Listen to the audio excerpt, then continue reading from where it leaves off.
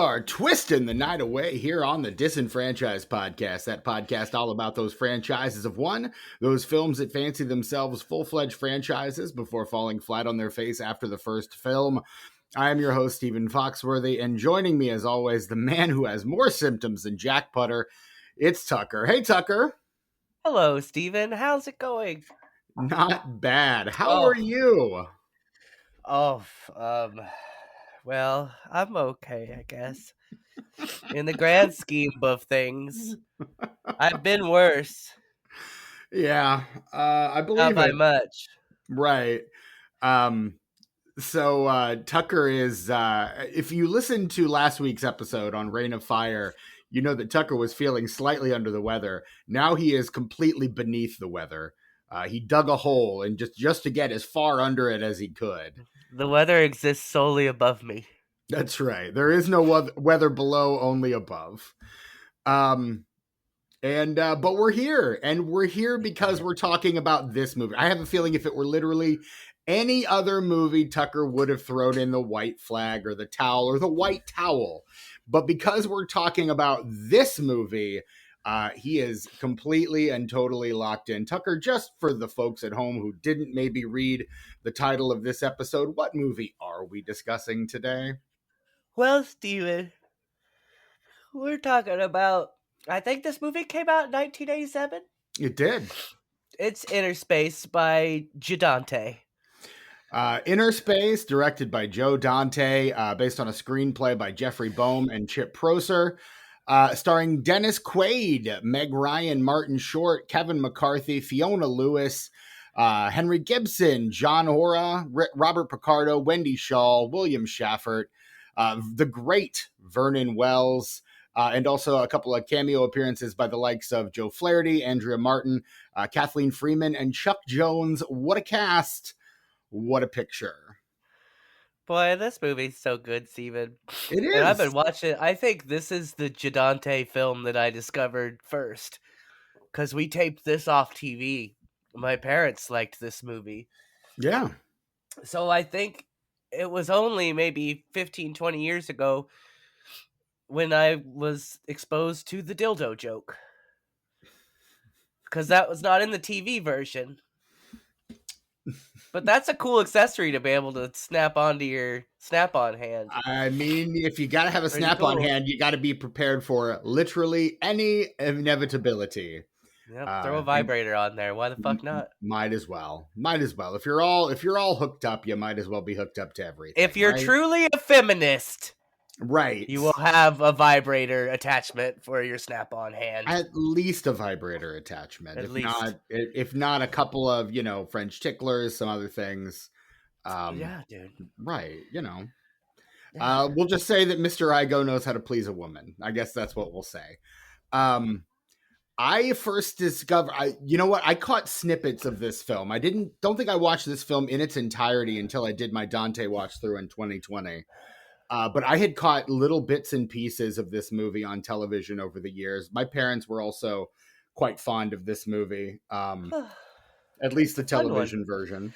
Yeah, and honestly, with the exception of the vibrator joke, which if you're not paying attention, it's so quick. You'll miss it, yeah. With the exception of that, it's like the cleanest movie ever. It's pretty squeaky clean. Not a lot of profanity. Yeah. You're right. With the exception of the dildo joke, like even so much to where it seems intentional. Like when they're in the lab and they shrink him down and everything, and the bad guys come, you would expect. Hold on, I'm trying to breathe. You would expect that they would have your breathing, like guns, right? But they just have little fire extinguishers. That's so like kiddie movie shit. Well, and I think that's kind of Dante's thing. Like Dante is not one to really play up a lot. He doesn't do a lot of R-rated films. I think Small Soldiers is the one that I think was originally supposed to be R and then got like kiddied down to a PG. I think The Burbs is probably his darkest, just in tone. Oh, really. For sure. Starring Henry Gibson and Wendy Shaw from this Half of the movie. cast from this movie, Right, yes. Robert Picardo and Dick Miller as well. I don't think Kevin McCarthy's in The Burbs, but yeah, No, he's not. like McCarthy, Miller, and Picardo are the Dante stalwarts that appear in just about every. Dick Miller's in all of them, but the other two are in most of them. Yeah, that's true. Even What's his even in nuts? Gremlins, Kevin McCarthy is. They're watching the The Body original Invasion of the Snatchers. Body Snatchers with Kevin Yeah. McCarthy, so he's He's like, technically kind of in there. "They're-" They're coming for you next. I wish I could do his voice. He's got a great voice. See our he previous really does. episode on UHF. for more UHF, yeah. Kevin McCarthy talk, but he's got this like it's almost like the Don Pardo vibrato, but like pitched just slightly higher, and Yes. it's so good. I've got those people right where I want them. Like God, he's what an actor. He's great. I like him a lot. And he plays a really good villain. I like him as this movie's villain.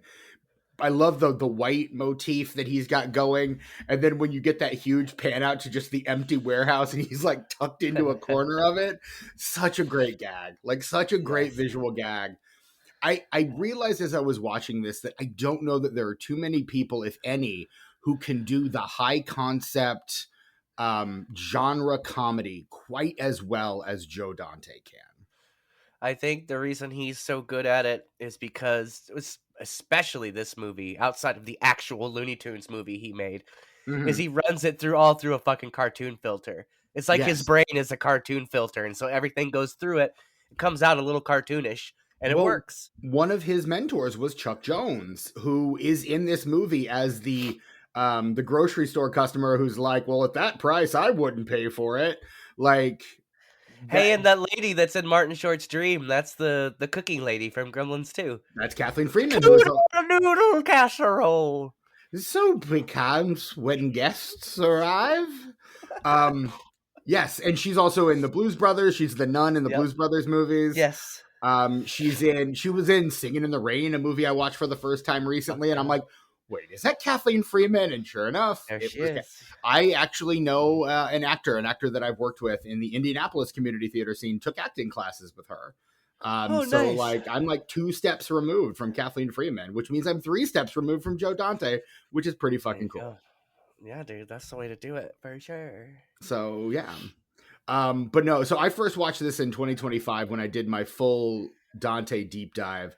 And this movie, I know Dante's not a sequel guy, so he's not writing endings with sequels in mind, but this movie is so set up for a sequel. It's not, this movie is the ending is so sequel coded, it's not even funny. It kind of sucks because like when you first see what's going on, they get kidnapped and everything. You're like, oh fuck, are we gonna do this for another 20 minutes? This movie's already kind of long. It's about 20 minutes too long in my mind. But then by the time the credits roll, you're like, wait, no, I take it back. I want to know though. Wait. And you want to see like Martin Short like scrambling to get onto the cruise ship at the last minute. You want to see like them doing bits with Robert Picardo. You want to see tiny Kevin McCarthy running around a ship. Like I want to see all that shit. I love Martin Short being tough in this movie because he does it with like a childlike gusto. Like he can't believe it when he's doing it. Please give me more of him punching people and like being shocked that he can actually do it. That is just like the look on his face every time he like succeeds in overpowering someone. Mm-hmm.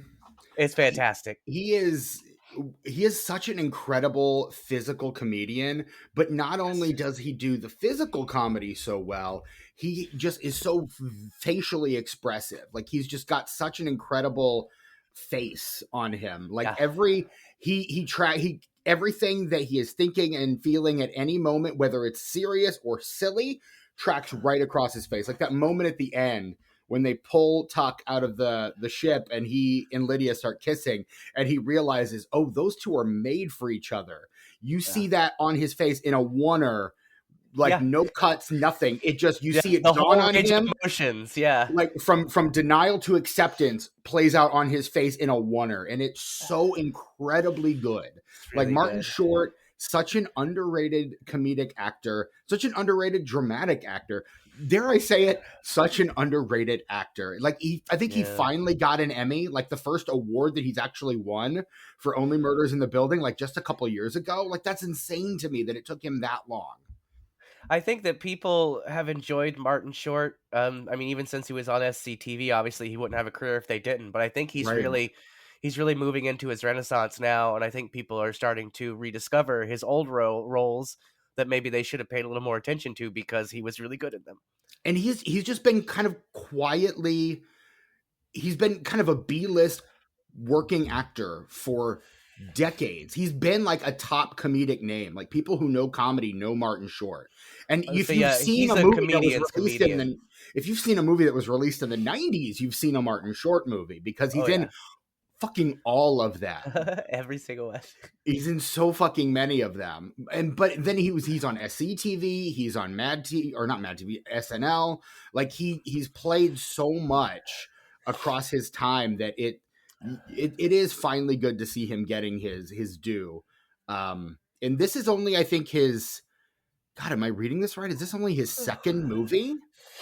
Maybe. I think I read that some of the people he brought some SCTV people with him in one Yeah. scene. They're The like, people in the waiting room, Joe Flaherty and there Andrea you go. Martin. Yes. Yeah. Yes. That's Joe who it was. Flaherty from Freaks and Geeks and Andrea Martin from My Big Fat Greek Wedding are both in that Yes. scene, and they're very funny. But yeah, his first, I guess he did a movie in the 70s called Lost and Found that I've never heard of. Me But neither. then his second movie is The Three Amigos opposite Yeah. Chevy Chase and Steve Martin, which is a fucking classic. And then this is his very next movie. So this is only his third film. Like he is Uh, just starting out here, but it's like he's arriving fully formed. Like you get the Martin Short, he's still doing the same shit he would do on all of his TV appearances on SNL. Like the way he dances with his like knees and feet like completely together, but he's like zigging and zagging back and forth. yeah. I've seen him do that in so many things. Like that is just like his Yes. move. I equate that with Martin Short. So when he's like Absolutely. dancing around in the living room, drunk on Southern Comfort, like that's like I was just like, fuck, this is Martin Short. Like he just arrives on the scene completely fully formed. Indeed. Yes. I think. Yeah. I'm sorry. Go ahead, Steven. I don't know No, I what was else just I gonna was saying. say, and good on Joe Dante for kind of recognizing that and putting him in because I guarantee they probably had a list of other comedic actors that they probably would have rather gone with, but like no, recognizing just the perfection of the physical comedy and knowing how much physical comedy you would need from this Yeah. actor. I often kind of wonder why he wasn't in other Jadante movies, but then I kind of think, well, I don't can't think of any other Jadante movie that needs a Martin Short. Right. Well, in this one, the premise that really because this movie was originally presented to Dante as um a sci-fi spy thriller, and he's like, Yeah. I don't care about that. And then they're like, okay, what if it's a sci-fi comedy? And he's like, talk to me more. And they're like, what if someone like Dean Martin was inside someone like Jerry Lewis? And he and Dante's like, say less, just stop. You had me at Martin and Lewis. He goes like, I know exactly what this movie is now. And the idea of Martin Short as a modern Jerry Lewis analog for the late 80s, early 90s is kind of perfect It because he works. has that kind of hapless energy that Lewis brought to the screen. He's got that kind of manic physical presence. He is kind of the perfect analog. And as an opposite number, it's hard to do better than Dennis Quaid, honestly. That's true. Yeah, he's really great in this too. And I think this is the only. I think this is probably the silliest role I've seen Dennis Quaid in. He's over the Because top in the best way in this movie. yes, he's a drunk. Is what he is. That's why Yeah. he's so silly. He's a fucking drunk. And I mean, he's kind of having a resurgence in recent years as well. Like he was just in The Substance last year and was fucking incredible in that movie. He also had the Ronald Reagan biopic that came out last year. Like he's Oh, kind of having a moment again. hey, and his son's doing great too. I was gonna say that when we get to the later in the episode when we're pitching sequel ideas, if you're gonna do a late stage sequel to Innerspace, you need Jack Quaid, the son of Dennis Quaid and Meg Ryan, playing the son of Dennis Quaid and Meg Ryan. Like Because they were having a baby. they were in this movie, and then in real life, they had Jack Quaid. So That's it, true. And I it never I never noticed. Actually, I didn't notice it. I read it and then I noticed it. Um when after they break up and Meg Ryan's at her work, the picture of the Jack, ultrasound, yeah, she has covered his face with the ultrasound. yeah. And I never noticed that, but I read about it before I watched it and I was like, "Oh shit, look at that." You caught it this time. Yeah, it's and I love and in my headcanon, if you do a sequel to this movie, you name Jack Quaid's character Jack because they named their son after the guy who saved their lives on their honeymoon. Like that just Yeah. makes sense to me. Yep. Yep. So it all fits in my And like then the headcanon is complete. now stay with me here. For the Okay. comedic lead, you get Justin Long instead of Instead of Martin Martin Short. Short. Yes, I see Yes, what you there did you there. go. I That's don't how you know do if that. I don't know if he's got the Marty energy is the only issue that I have with that casting. But Well, see, that's what you do is you cast them both, and he's not so much a chip off the old block. Maybe he's actually more like Jack. I was gonna say I think like a Jack Quaid type can play comedy. Like Oh Novocaine yeah, this year was kind of a an eye opener for me in terms of what that guy can do with like range wise. And I he's think got jokes. he's a gifted Yeah. comedic actor. He really is. So I like the notion that the son of Dennis Quaid and Meg Ryan is more a Martin Short type, and then whoever the Martin Short analog is more your stalwart hero character. Like I think that's a Yes, lot more fun, that personally. would be fun. Yeah. And I mean, Martin Short and Dennis Quaid have been teasing an Innerspace either reunion or sequel since about the early 2000s. I think the latest one I saw was in like 2020. Dennis Quaid's like, "Oh yeah, there's an Innerspace reunion in the works, but I can't say anything." And that was 5 years ago, and we've heard Shit, nothing about it. I'd be happy with a Super Bowl commercial. Honestly, so would I. I mean, But we got Ferris Bueller back a couple of years ago, and that was we fun. did a couple. This is like 10 years ago, but yeah, that was a while ago. Time means nothing to me, Steven. I'm the ocean. Just not giving that up, are you? No. But I mean, yeah, I would go for that too. Like obviously the obvious hook for a sequel is in the first one we shrink Dennis Quaid and put him in Martin Short, and the second one we shrink Martin Short and put him in Dennis Quaid. That's the obvious hook for a sequel for Obvious. Innerspace. Yeah. Obvious. Or maybe this time you shrink Meg Ryan and put her. But You both. do.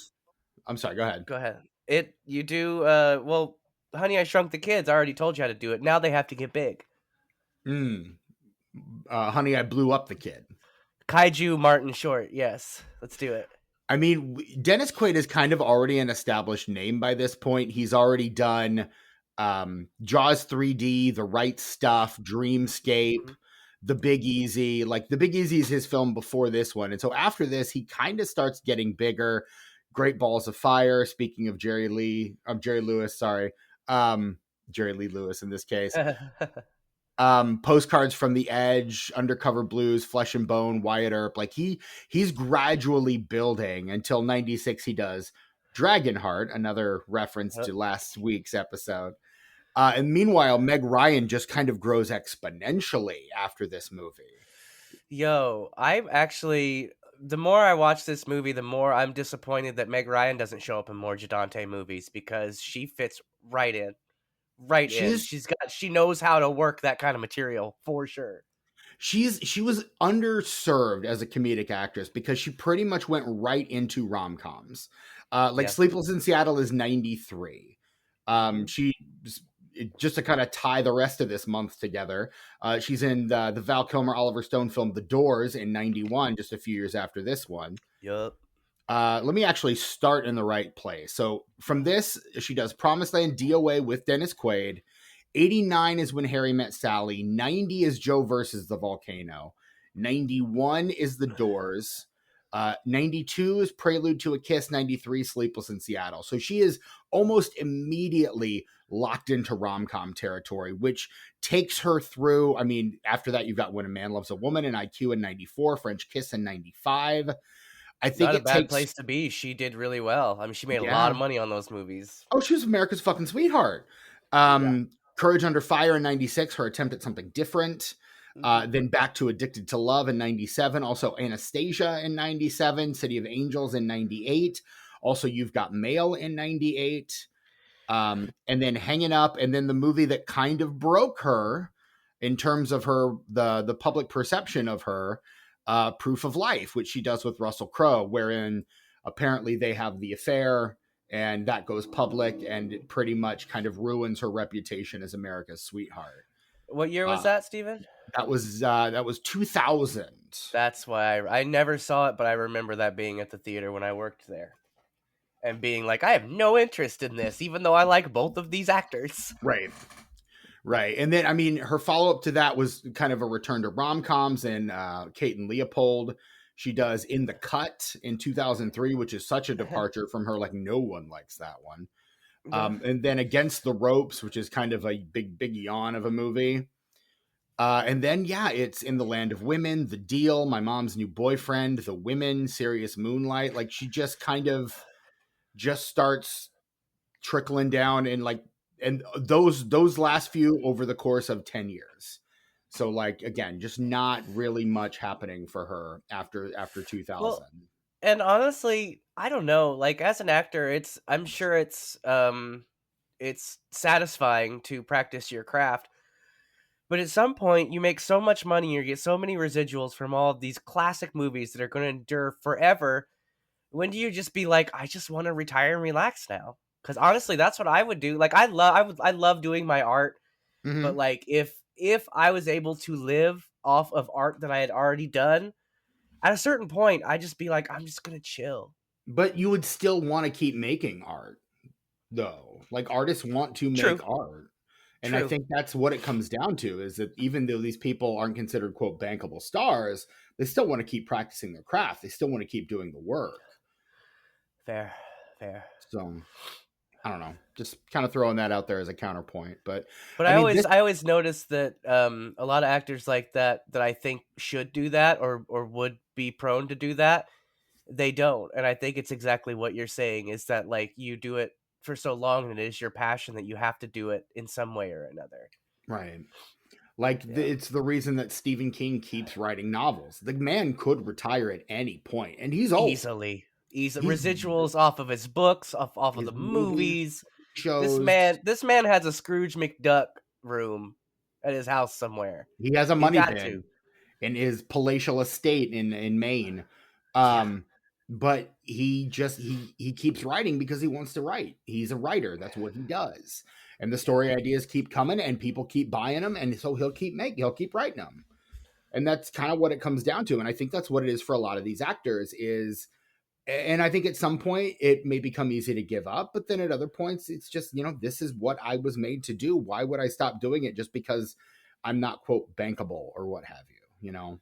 What I really appreciate are the artists like for example, Neil Diamond. Mm-hmm. He got to a certain age to where he didn't want to do he loved all the stuff that he'd done before, but he didn't want to do pop music. He just wanted to do stuff for himself. Called up Rick Rubin, did an album called 12 Songs. It's just him and an acoustic guitar. And none of them are radio worthy, but the whole record is fantastic. Right. I mean, And I he's feel and that since way. then he's just been doing stuff like that and Christmas records. He's like, I just want to do this now. This is easy. And plus I still get to flex that muscle and I make Right. money. I feel that way about Bob Dylan too. Like he just keeps right. But he's kind of always been that way. Just Yeah. I like he had his kind of brief dalliance with the pop thing and just decided, you know what, I'm just going to do what I want to do. When he And changed his voice, and all of a yeah, sudden he's like, lay yep, across my big brass bed. exactly. He "Ooh, that hurts goes, my throat." yeah, don't do that. You're not Bob Dylan, sir. Or No. he goes Christian, he goes electric. Like he kind of has always Yeah. followed his own artistic, you know, whims wherever they may lead him. And so, Yeah. and I'm not necessarily saying that Meg Ryan is Neil Diamond or Bob Dylan, but by the same token, like if she wants to keep making art, let her keep making art. Dude, yeah. Like she For was sure. the narrator for the brief TV short How I Met Your Dad. Apparently, there's a thing that Yeah. happened Wow. with who was in that? Greta Gerwig was in that as but apparently Meg Ryan was the narrator. I think it was a Nice. pilot for the first attempt to make a How I Met Your Mother spinoff.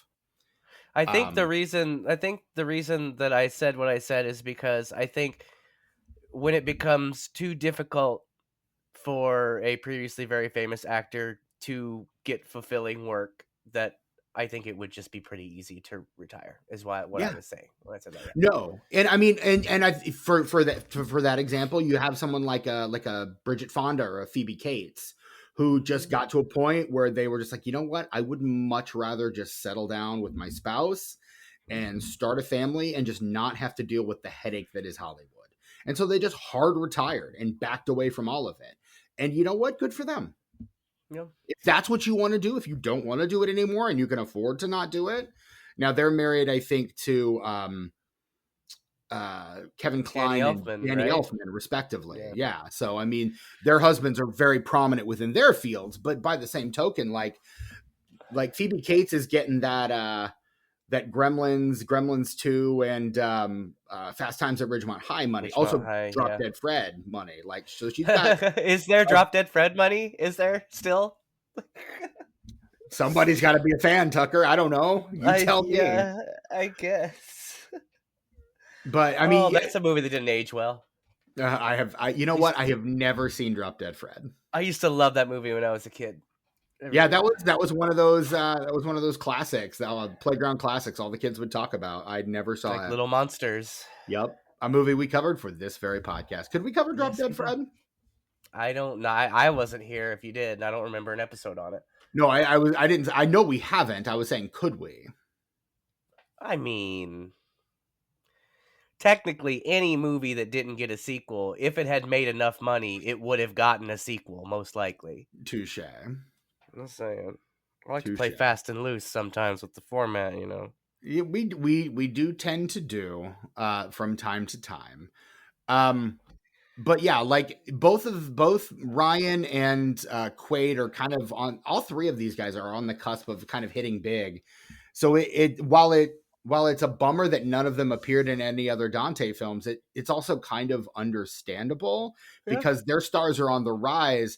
And outside of like Gremlins, Dante for some reason has just never been able to connect with audiences as strongly as he did with that one movie. I love his movies. I think his work is fucking amazing. I love. Who else has never stopped believing in him is Steven Spielberg. Spielberg's always this little behind him, like, you can do it, Dante. I like your stuff. I believe in you. So Dante's first film ever. Have you heard this? Do you know about this? It was a Corman movie, wasn't it? It's called before Piranha. Oh, before that. Wow. Okay. There was a movie he did. It was kind of an editing experiment with Alan Arkush that he did called Hollywood Boulevard, and it's kind of like a weird parody thing. It's kind of like one of those movies about making movies, and it stars, among other people, Dante stalwart Dick Miller. Mary Warrenoff is in it. Like, it's got a really kind of solid, cast from that era. Joseph McBride, the great Orson Welles scholar Joseph McBride, plays a character called, let me just adjust my glasses here, Drive-In Rapist. Good Lord. I'm sure this movie has not aged well. Because this is not a solo Dante joint, this is one of the few that I've not seen.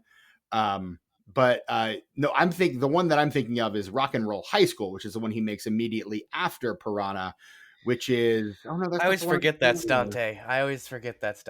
Well, he's uncredited on it. Arkush, I think, is the credited director on that one. But yeah, it's so there was one movie he did, and I'm forgetting what it is now, but it's really just an editing experiment where he just cuts together like 4 hours worth of like movie trailers and just kind of releases that as kind of his own little experiment. Amazon Women on the Moon? No, he does. That's an anthology film that he. Oh, those are fake commercials, not. Yes. Okay, I see. I don't know, dude. I don't know. I don't remember what it's called. The name is completely spacing me right now, and I'm kicking myself for not remembering it. And for some reason, it's not listed on his IMDb credits either. So, But he gets the first movie that he hits it big with is the Jaws parody Piranha. He follows that up with the second best werewolf movie of 1981, The Howling. Second only to John Landis's American Werewolf in London. Of all the movies that have gotten sequels that of all the movies that haven't gotten sequels that deserve them, and The Howling has like 5 of them. Right. And they all suck. Yeah, Christopher Lee apologized to Joe Dante on the set of Gremlins 2 for being in one of those Howling sequels. He's like, yeah, I think it was Howling 3. He's like, yeah, sorry about that. And Dante's like, hey, man, we all got to work. He follows that up with the best segment, I would argue, in Twilight Zone, the movie, which is It's a Good Life, a remake of It's a Good Life, which has, again, a lot of Dante regulars, including Kevin McCarthy, who I think Kevin McCarthy is the one that gets turned into the Jack in the Box, and it very reliant on like German expressionism. And then 1984, it's Gremlins, and he's out the door. Explorers is his movie that gets his movie he does the next year, which gets hacked to shit. And he does then Innerspace after that. And that's, this film. And he follows this up with The Burbs. So he's kind of getting, I would say this is his most high concept movie. And The Burbs would probably be his darkest. And then, of course, after that, it's Gremlins 2, which is just the most purely Dante movie that he ever made. Like the one where you're just like, yeah, this is none more Dante. That's his blank check. That's his blank check movie. No, literally, because Warner Brothers had been trying for 6 years to get a Gremlins sequel off the ground. And they had pitched, everyone was sending in pitches as crazy as the Gremlins in Las Vegas or the Gremlins on the moon. And so finally they're like, Dante, none of this is working. If we give you complete creative freedom and back a dump truck full of money up to your house, will you direct a Gremlins sequel? And he's like, wait, artistic freedom? And they're like, yes. He goes, yes, absolutely. He goes, as long as I get final cut and no notes. And the whole movie is a big middle finger to Warner Brothers about why sequels aren't necessary. And it is my absolute favorite Joe Dante movie. One of my top 5 favorite movies of all time. It's a masterpiece. It's actually, I think it's really special because it's a middle finger and a love letter at the same time. It really is. It's like, I love you, but also fuck you. Yeah. It's because, and again, Dante's obviously a big Looney Tunes fan. Chuck Jones is his mentor. Chuck Jones has cameos in a lot of his movies, including this one, including Gremlins. Like Chuck Jones is Zach Galligan's art teacher in Gremlins, the guy at the bar that's like, oh, your art's really coming along, Billy. And then like the Looney Tunes, like there's a little Bugs Bunny toy in this movie. There's the rabbit that he's going to be injected into is called Bugs. Like Dante's peppering the Looney Tunes in everywhere until he eventually gets to direct a Looney Tunes movie. But like he loves Warner Brothers, and he also loves the Universal movies, which is why you get in Gremlins 2 like the Busby Berkeley musical, the Phantom of the Opera reference. Like Dante is what I call him the horror fan, or the vulgar Martin Scorsese, because he also has this deep love of older movies, but the movies he has this deep love of are like these B horror movies that he grew up with as a kid. Just check out Trailers from Hell. You'll get an idea anytime he's on there what kind of movies he likes. Yeah. And I mean, and he talks about them the same way that Martin Scorsese does, like just out of just this deep love and appreciation for these films that effectively raised him as a director. And so this movie has a lot of those references, including the doctor in this movie was the doctor from The Incredible Shrinking Man. Like the obvious callbacks to The Fantastic Voyage, which this movie owes a great debt to. Like there's so much that he's cribbing in this movie. And a lot of the stuff that is in all of his movies appears here as well, which is why you kind of have to call Dante, whether you want to or not, you kind of have to call him an auteur, because he absolutely is. He truly, truly is. There's a lot of Looney Tunes sound effects in this movie as well, which is a Dante hallmark. Like I think was it like the burp or something was a Mel Blanc burp, like something like that. It was a hiccup. You get a lot of Spike Jonze type, not director Spike Jonze, but old timey novelty song musician Spike Jonze sound effects in here. I'm surprised there's not like a gun going off. Yeah, right. But you get like a boink and a poke, and you get all those old sound effects. If you listen for them, they're there. They're there. Dante has been doing, like, Raimi gets a lot of credit for doing, I think the same year that this comes out is the same year that we get Evil Dead 2.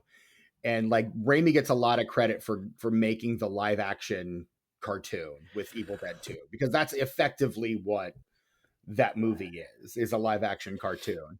But like this movie and all Dante movies really have a lot of cartoony elements. Gremlins is such a cartoon. Like everything those damn puppets are doing is so cartoony and fun and weird.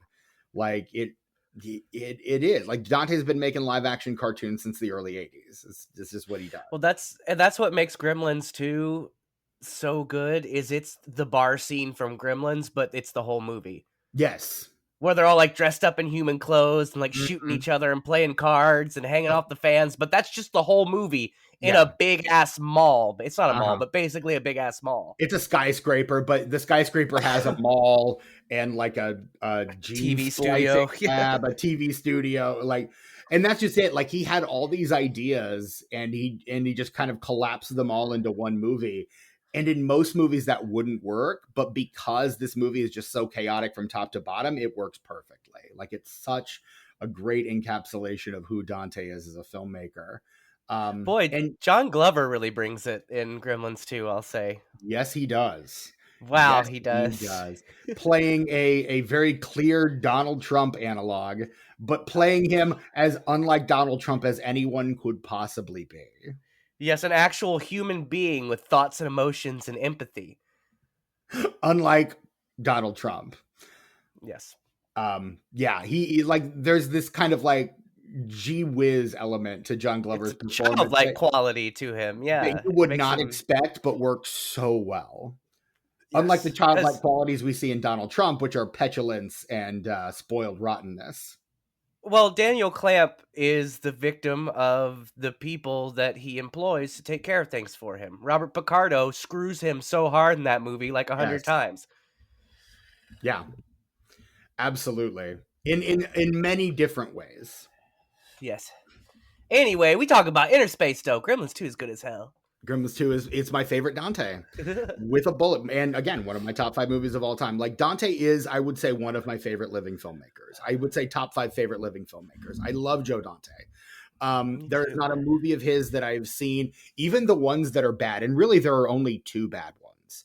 But even the ones that are bad are interesting, I will say. Yeah. If in case you're wondering what are the 2 bad ones, Stephen, it's 2009's The Hole and 2014's Burying the X, which as of this moment are unfortunately his last 2 films. I really hope he gets back to directing. According to IMDb, he's got 3 movies in pre-production right now. I really hope one of them gets made. Damn, he's old as hell though. He is. Yeah, he is was born in 1946, so he'll be turning. Oh, that's not as old as I thought he next was. year. That's not bad. He could do a couple more. At least one more. I mean, Corman just passed away like a couple years ago. They announced that Corman was producing Dante's Little Shop of Halloween Horrors, which is supposed to be a franchise starter. And then like Corman passed away like 2 weeks later. And it's still on IMDb, but there's a part of me that wonders, like, is that going to actually happen now that Corman's gone? Don't know. I don't either. But it's effectively a reboot of the 1960 Corman picture, having nothing to do with the musical whatsoever. That's right. Or the animated series from the 90s. Oh, it's called The Movie Orgy, is what I was thinking of. The Movie Orgy, which is a 7-hour montage of B-movies, TV shows, and vintage commercials to create a nostalgic collage about aliens and monsters attacking America. It's called The Movie Orgy. It's 7 hours long. I love that. Go watch The Movie Orgy, everybody. Everyone is pretty much archive footage or appearing as themselves. So, yeah, there you go. Next time I have 7 hours available to me. Yeah, anytime. It's not like you've got anything better going on, let's be honest. I'd rather do that than watch a 4 to 10 hour YouTube video that people are doing now. These YouTubers, documentary YouTubers that I like, instead of, putting them out in parts, they'll put out a 14-hour video. And it's like, who's going to sit there No, do the work for me. Put this out in chapters, and you're gonna make more money that way. What is Right. wrong with you? Cut it down. I would watch a series. I'm not gonna sit there for 14 fucking hours. Sorry. The one time I did that, I downloaded a 5-hour YouTube video and watched it on the plane ride back from New York. Nice. Yeah.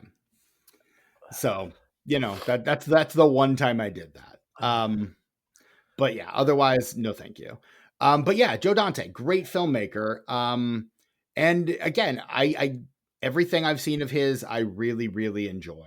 And this movie is absolutely no exception. In fact, I think it's safe to say this is probably a top 5 Dante for me. Oh, for sure. Yeah, I think this is probably my second favorite. First being The Burbs, and then Gremlins 2 after this, which I know it sounds like blasphemy to put this above Gremlins 2, but How fucking dare Gremlins 2 is very special to me, but this is the one that started it all for me and Jadante. And I will always hold it a special place in my heart. And The Burbs is, for me, it's just his best all around movie. Like it's kind of a perfect film. It's a perfect film. And Tom Hanks. Golly, I miss funny Tom Hanks. Yeah, Tom Hanks. You're so funny. He's a good-natured guy who, when he appears in comedies and on SNL, like, we love to see it, but yeah, he just doesn't do it anymore. Last time I saw him in a comedy was The Lady Killers, and I'm the only person who liked that movie. Yeah, and that's probably why he doesn't do them anymore. I was gonna say, if that movie had done better, he'd probably do 2 dramas and a comedy. Innerspace is 4 of 5 for me in my Dante top 5. Cool. Would you care to guess what my top 3 are, Tucker? I know you know my number 1. I don't know. No, go ahead and tell me. Number 1, obviously, I've mentioned it multiple times. Gremlins 2, the new batch. Actually, I have a Gremlins 2 baseball cap arriving in the mail later today. Nice. Number 2, Matinee. Dante's love letter to cinema, particularly the cinema he loves, the gimmicky William Castle shit from the 50s. Number 3, that 4K looked good too. 4K looked good. Boy, do it though. Number 3, the original Gremlins. Nice. And number 4, Innerspace. Number 5, I have The Howling. Oh wow. Yeah. Burbs I don't have until number 8. I probably need to reevaluate the Burbs. Or, I don't know. It's whatever. You like what you like. Who cares what you like? I mean, and here's the thing. There's only 2 Dante movies I dislike. So again, it's like I'm just kind of like trying to prioritize my favorite children, really, when it comes to watching Dante movies. So I love that he's down for a commentary too. mm-hmm. A lot of his, I wouldn't say all of them, but a lot of his films, once they got to DVD or Blu-ray, he did a commentary for them. Some even on Laserdisc. And he's I haven't listened to the Innerspace commentary because I felt too much like shit to watch it twice last night. Yeah, you said you were feeling sick. Yeah, but I can't wait to listen to that though. I'm concerned there's too many people on it. 4? Oh, or there's 3? Hold on, let me get the thing. I'll read them off. Because I remember you listed 3. I did, but that was only a few of them. Oh, I see. It wasn't the whole list because I had to type. Oh, of course. So what we have here: Joe Dante, producer Michael Fennell, co-stars Kevin McCarthy and Robert Picardo, and visual effects supervisor Dennis Murin. Okay, that's a full room. That is a full room. I will say, this is the only Joe Dante movie that has ever won an Academy Award. Oh, deservedly so, dude. It looks fantastic. Inside the body, man, that's practical, and it looks great. It is. It won the Oscar if it were CGI. For Best Visual Effects in 1988. The only Dante movie to ever win an Oscar, which is fucking amazing. Like, good for this movie, honestly. It's so real. It's so real and fantastical at the same time. Mm-hmm. Those shots of inside the body. Boy. Right. And the little, when they have the bad guys, all that looks great too. There's a few instances that look a little silly, but most of the time it looks really, really good. Yeah. Like, and it, again, it's all practical. It's either like oversized props or like they're kind of using green screen to bury them in the background. Forced perspective. Yeah, all that stuff. And it works really, really well. It's a lot of fun the way they do it, the way they Yeah, handle it. So indeed. no, super fun. I love Innerspace. I love Joe Dante. I love his commitment to um again, kind of just the gimmicky, like again, the high concept genre thriller or genre comedy Yeah. rather. Like Yeah. he's just very good at picking a high concept in a usually a genre he loves, horror, sci-fi, and then just adding that comedic voice that only he really can bring. And he's got such a pointed comedic voice, Dante does. And Agreed. it absolutely shines in movies like this. Like it's goofy. He's goofy. And maybe that's why his last several movies haven't done as well, is because goofiness has kind of fallen out of favor. Like it would these days the youngsters might call it cringe, if you will. Let's say Goofy has made way for snark. Yes, Like very much so. it has to be edgier. You can't just be like wholesomely goofy anymore. Right. Yeah, which is a bummer because like that is something that Dante does so well. There is, I would say he's not as earnest a filmmaker as someone like David Lynch, but there is an earnestness to his cinema, to his cinematic voice as an auteur. And it's really it comes through, but it comes through specifically in the comedy. And any good comedian will tell you comedy is found in truth. And Dante has a really good way of finding the truth and bringing out the humor in that in a way that feels very natural and organic to the story he's trying to tell. That is true. I completely agree. And And I able also to, love Jadante. yeah. Sorry, I'm running out of gas, Steven. I apologize. We can start wrapping up whenever you need to, man. We can make this a short one because you're not feeling well. I know this is a movie we both love. It's hard to talk about movies you love because all you really want to do is just like, and this is great. I don't know. What do you want? It's a good movie. It's really good. Well, we were talking about the special effects. Like I said, all of that Yeah. is The transformation scene from Jack back to the cowboy is really good. something I thought was impressive that I again read about and then noticed because I read about it was that when he first becomes the cowboy, when it's Mm-hmm. just the back of Robert Picardo, it's Martin Short. But then in all the scenes after that, it's Robert Picardo doing Martin Short. And he does a really good job. The cadence of his voice and everything.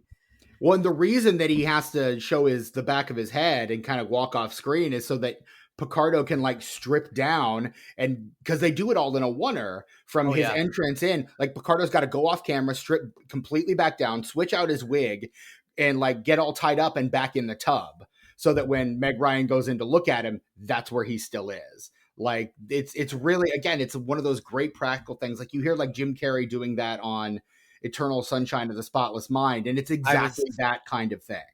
I was just going to bring up Michel Gondry because guys like Michel Gondry don't exist without Dante and the way that he did effects with that kind of stuff. Dante walks so Michel Gondry can run. And Michel Gondry is the kind of guy I'm pretty sure there aren't everything's done in camera on Eternal Sunshine. Everything. Right. Which is, again, makes perfect sense. And they're using a lot of the same tricks that they use in this movie. They use forced perspective. You know, it's there's a very clear line between this film and other effects heavy Dante films and stuff like Eternal Sunshine. Right. And it's, I think it's Dante's eye, and Dante doesn't get something like this without first getting Gremlins, because Gremlins is kind of the original. It's kind of a masterclass in managing a lot of very complicated special effects, because all the puppetry work on that had to be really tightly choreographed. And most people who work on movies like that say, I will never make another puppet movie again. And Dante made 2 more, Gremlins 2 and Small Soldiers. Like, God bless the man. And I think part of the reason he never did want to do a sequel to Gremlins is because he had such a rough, like, not a bad time, just a rough time on the first one. Yeah, like think of a Child's Play movie and just like multiply that by like 100 more puppets. Yeah. And then you've got basically the ending of like the movie theater scene in Gremlins.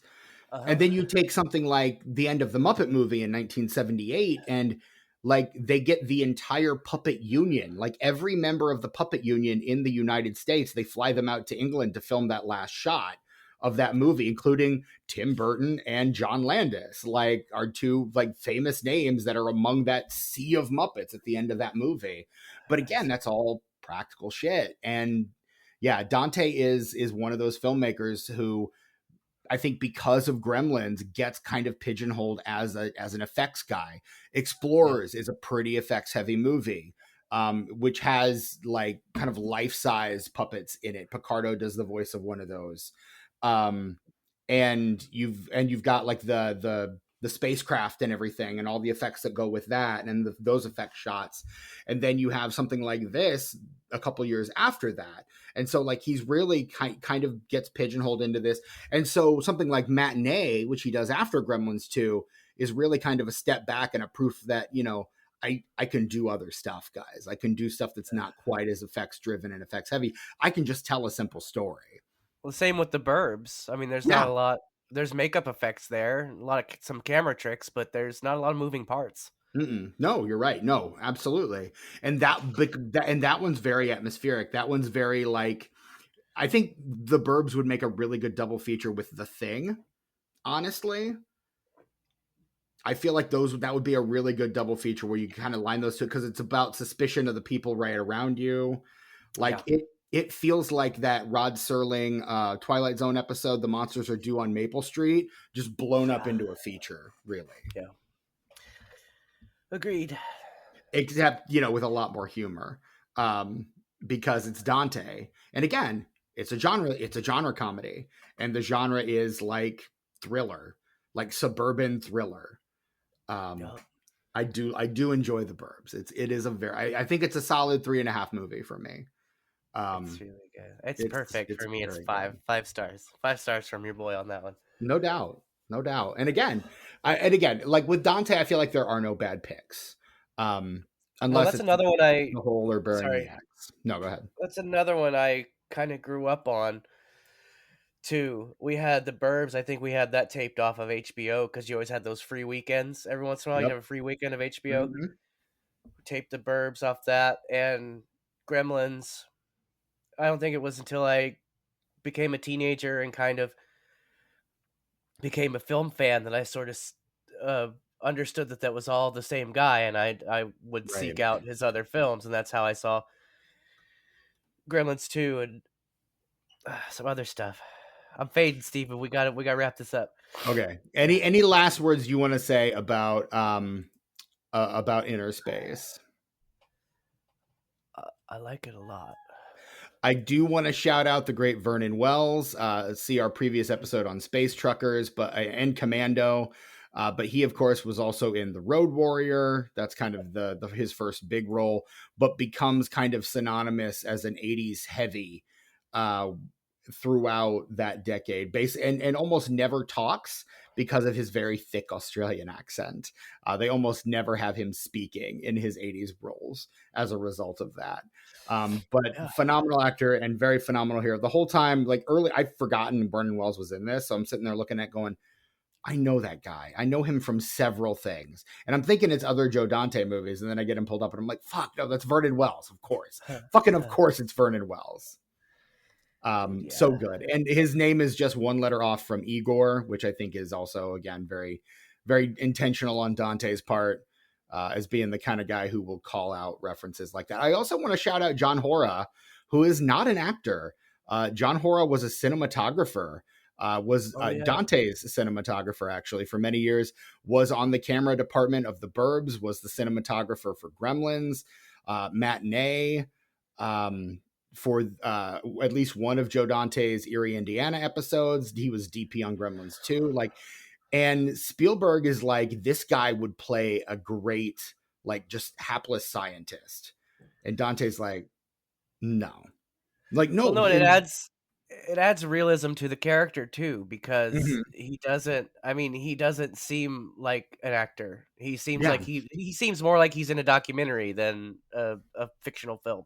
Which grounds the movie early on, right when you need it to be grounded. But he's not an actor. Spielberg is the one that really insists that they give him a shot. And he has 2 other film roles. He's credited in 1992 as Helicopter Observer in the previously mentioned in this episode, Honey, I Blew Up the Kid. Ooh. And he's also in Dante's most recent film, Burying the Ex, as Grumpy Customer. His Cool. only 3 acting roles, and 2 of them are in Dante films. So Chuck Jones was dead by that point, so you had to get somebody else for the grumpy customer. that's right, absolutely. Might as well get the guy who played the hapless scientist to much acclaim. But yeah, he plays Ozzy, the frequently mentioned scientist who dies at the hand of Vernon Wells early in this film. But yeah, there you go. Let's go ahead and move on to the box office. Innerspace comes out July 3rd, 1987.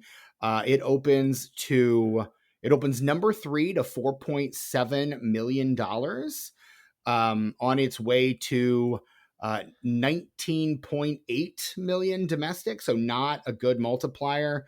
I don't know that I have a budget read. Oh, according to IMDb, the budget was $27 million. Although IMDb also estimates the box office at 95 million. I have to wonder if that includes re-releases, because the numbers only gives it a $19 million domestic box office. Well, and this is 1987. You're not getting a lot of re-releases anymore because home video exists. That's true. That's very true. At number 1 this weekend, in its second weekend, holding steady at number 1 is speaking of Tom Hanks, Dan Aykroyd film Dragnet. Oh, because Tom Hanks was going to be in this, but he was doing Dragnet instead. Yeah, that makes a lot of sense. In second place, we have a movie by a director I love and you loathe, the great Mel Brooks, Spaceballs, holding steady at number 2. I'm sure he's a fine man. I just don't share his sense of humor. I love it. I think he is one of the greats. This movie, again, as I said, Innerspace opens at number 3. At number 4, we get Beverly Hills Cop 2, which in 7 weeks has made 126 million. Tony Scott's Beverly Hills Cop 2. Rounding out the top 5, you have George Miller's The Witches of Eastwick, another of the guy who made the second best segment in Twilight Zone, the movie. That's down from number 3 from the previous weekend in its 4th weekend of release. Yeah. And then director of Happy Feet and Happy Feet 2 as well. Correct. And Babe Pig in the City, lest we forget. Yeah. Oh, and Mad Max. Every Mad Max movie. And 1, 2, 3, 4 Mad Max movies, 5 Mad Max movies. 5. Yeah, fucking 5. Because Furiosa technically counts. He's in it. And back of his head is in it. Yep. Body double, making it the first time that the part has been played by a native Australian, right? Yeah. On screen, yes. The video game that came out about 10 years ago was voiced by an Australian actor. So okay, it's the only 2 times that Max has been played by actual Australian. Take that, Mel Gibson. You're only kind of Australian. In accent only. Yeah. Rounding out the top 10, in number 6, you've got The Untouchables. At number 7, you've got that movie too. You've got Predator, a fucking classic. I like that movie too. In number 8, you've got Roxanne, the Steve Martin film, the Cyrano de Bergerac film. In ninth place, opening this week is Adventures in Babysitting. Steven. I know you love that movie, Tucker. You don't even need to say it. I'm not going to say it's one of my favorite movies, but it's one of my most rewatched films of all time. I will watch that on the drop of a fucking dime. You mentioned Adventures in Babysitting. Let's put it in. Let's watch it right now. Let's go. Let's fucking go. Let's watch it. Go watch it. Let's go. No, I'm going to go directly to bed after this. Well, fall asleep watching Adventures in Babysitting. No, that'll give me a headache. And then more of a headache. In 10th place, you've got Benji the Hunted. I do want to shout out number 11 because you've got Vincent D'Onofrio in 2 spots on this list. Full Metal Jacket at number 11. Because he was the Dawson in Adventures in Babysitting. Correct. And then Withnail and I at number 12, which I think is pretty cool. But yeah, this movie only makes about 19.8 million, not the commercial success that Warner Brothers was hoping for, sadly. But they were pushing this movie like they were like, this is fantastic. We're gonna make buckets and boatloads of money. What they were saying is, this is fantastic voyage. We're going to make buckets and buckets of blood. I see what you had did there. But it's been kind of reappraised in recent years. The Tomatometer score on this one, certified fresh at 82%. The critics' consensus, a manic, overstuffed blend of sci-fi comedy and romance. Innerspace nonetheless charms, thanks to Martin Short's fine performance and the insistent zaniness of the plot. Selling Dennis Quaid and Meg Ryan a little short, but I'll allow it. This one is a 66 on Metacritic. Based on generally favorable reviews from 15 critics. Tucker, would you care to take a stab at what the Letterboxd score is for Joe Dante's Innerspace? Well, the kids love Dante. They do. Kids love the Dante. Sure. So I'm going to repeat last week's, and by last week's I mean yesterday's guess. Between a 3 and a 3.5. It is in fact a 3. You went back the other way. It's a 3.5. Fuck yeah, dude. And that's it. That is Innerspace. How many stars are you giving Joe Dante's Innerspace? I'm gonna give it 4. I feel like if it were a little tighter. What? Why are you looking at me like that? You'll see in a second. Okay, if it were a little tighter, and that's the thing with this, it is too long, but at the same time, I'm never bored. I just kind of noticed that it's been going on for a while. Right.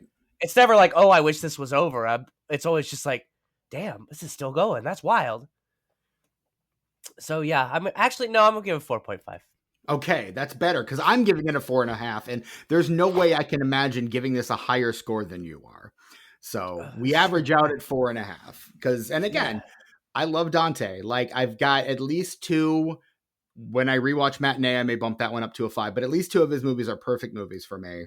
Like, he's one of the all-time greats, and I love the man. I worship his work. Was it the Bob say in Office Space, I worship the man's entire catalog? That's me and Dante. I love Dante. I love his work. What an incredible filmmaker. Would love to shake the man's hand one day and just let him know how big a fan I am of what he's done. So, yeah. But yeah, and Dennis Quaid is fucking charming in this movie. Dude, yes. God. Even though he's kind of a dick. Yeah. Charming as hell. And Meg Ryan looking maybe hotter than anyone has ever looked ever in this movie also. Like, not to just be stereotypically male about it, but holy shit. Hey, we are animals, and we are attuned to attractiveness. So like, they are, like, she and Dennis Quaid are just 2 of the hottest people at the hottest they've ever been in this movie. And it's hard to ignore. Hard to argue. And just for the sake of Tucker's general emotional and physical well-being, I'm going to throw it. I'm going to pull a Burgess Meredith and throw in the towel on this one. So he's gonna crap Thunder, all right, but not for the reasons you think. This is I have eaten no lightning. No lightning has been consumed by me, but I will still crap Thunder. You're still gonna crap Thunder, yeah, whether you want to or not. It's there it is. That's our episode on Joe Dante's 1987 film Innerspace. This has been the Disenfranchised Podcast. You can find us on wherever you get your podcasts. Obviously, that's probably how you found us now. But if you want to find us on social media, we're on Bluesky, YouTube. Oh God, maybe I need a nap. Bluesky, YouTube, and Letterboxd at Disenfranchised Pod. You can find us at on Patreon, disenfranchisepod@gmail.com. Give us a 5-star rating and review on Apple Podcasts, Spotify, wherever you get your podcasts. For $5 on Patreon, you can get access to our deep catalog of extra shows, including have we done a Dante? A Dante?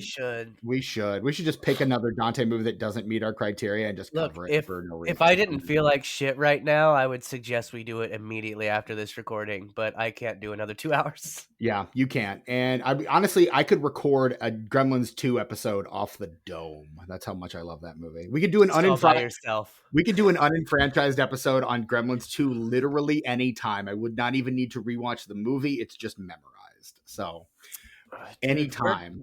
we're Dante fans around here. I'll tell you what. We If love we didn't Dante. if we didn't record this episode, we were gonna do a rewind of another Dante movie. Looney Yeah, Tunes back in action. because there's a Looney Tunes movie dropping on Max this weekend. So That's true. like it would have fit, but instead my schedule opened up and allowed us to do this. So we did this instead, and then Tucker got very sick, so we had to kind of curtail it a bit. But Just a little. it's okay. But you can also join the official conversation of the Disenfranchised podcast on Patreon at the free tier. So if you don't want to spend money, you don't have to. You can still communicate with Tucker and I on the regular and listen to all the main feed episodes dropping directly into your Patreon feed. You can also shoot us an email, disenfranchpod@gmail.com. You can find me, your host, Stephen Foxworthy, on what am I on these days? Bluesky and Letterboxd. That's it, at Chewy Walrus.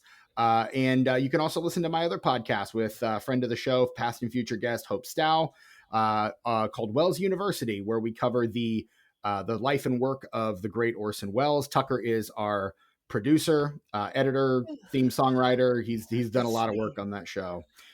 So it's kind of a labor of love for the both of us. And I think that's all I have to talk about. You can find our absent co-host, Brett Wright. He might be swimming around in one of our insides right now. I won't say whose. He's just a tiny little skeleton. Just a tiny little skeleton. I think you just digested the Brett, Tucker. You can find him on Letterboxd at sus_warlock, but that's the only place. Tucker, where can we find you on the socials? I'm on Instagram and YouTube at ice909, ICENINE, the number 0 and the number 9. Also, Tuck Mugs, Tuck_mugs. Check that out too. The end. Yeah, that's it. And that is our episode on the what is it? What do we call it? It's Innerspace. Yeah, that's our episode on Innerspace. This has been the Disenfranchised Podcast. Good Lord. For the absent Brett Wright, for the very present but very ill Tucker, I am your host, Stephen Foxworthy.